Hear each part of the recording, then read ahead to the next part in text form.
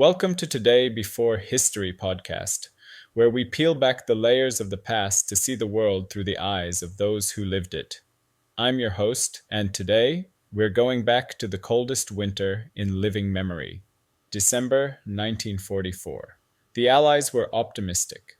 The liberation of Paris was a done deal. The Nazis were retreating, and everyone, from the generals in London to the privates in the foxholes, thought the war would be over by Christmas. The Ardennes forest in Belgium was considered a quiet zone, a place to send battle-weary divisions to rest. They called it the Ghost Front, because nothing ever happened there. But while the Americans were dreaming of home, Adolf Hitler was planning one last desperate gamble. He gathered 25 divisions, nearly 500,000 men, and his best remaining Panzer tanks. He waited for the perfect weapon, the weather. On December 16th, a thick, impenetrable fog settled over the forest.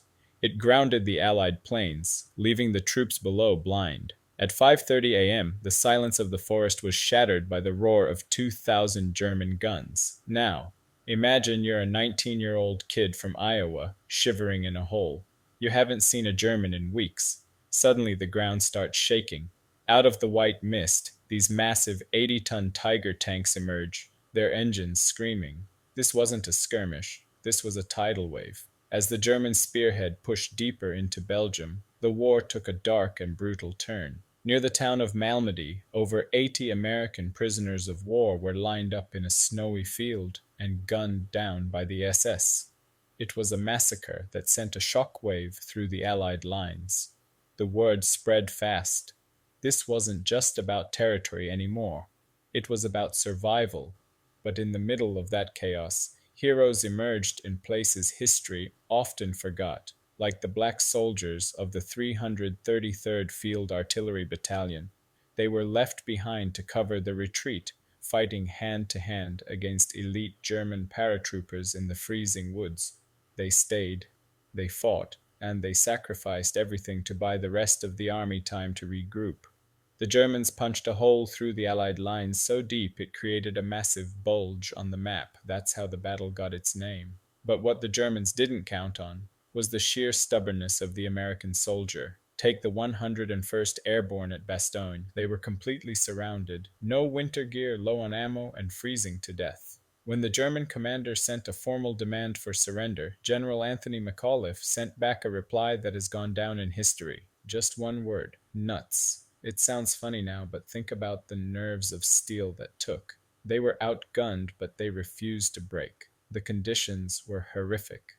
We're talking about temperatures well below zero. Men were fighting two enemies at once, the Germans in front of them, and frostbite at their feet.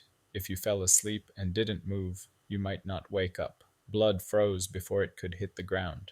Medics had to keep morphine syrettes in their mouths just to keep the medicine from turning into ice. For 10 days, the world held its breath. The fate of Western Europe was hanging by a thread in the snowy woods of Belgium. Then, on December 23rd, the miracle happened. The fog lifted, the sun broke through the clouds, and the sky filled with American P-47s. The Ghost Front was no longer a trap. It became a graveyard for the German army's last reserves. By the time the Bulge was flattened in late January, over 100,000 Americans were dead, wounded, or missing. It was the costliest battle in US history, but it also broke the back of the Third Reich. There would be no more offensives. The road to Berlin was open. As we look back today on the Battle of the Bulge, it's not just a story of strategy or tanks. It's a story of human endurance. It's a reminder that even in the darkest, coldest winter, when all seems lost, courage can hold the line. Thanks for joining us on Today Before. If you enjoyed this episode, make sure to subscribe and leave us a review. I'm your host, and this is History. Until next time.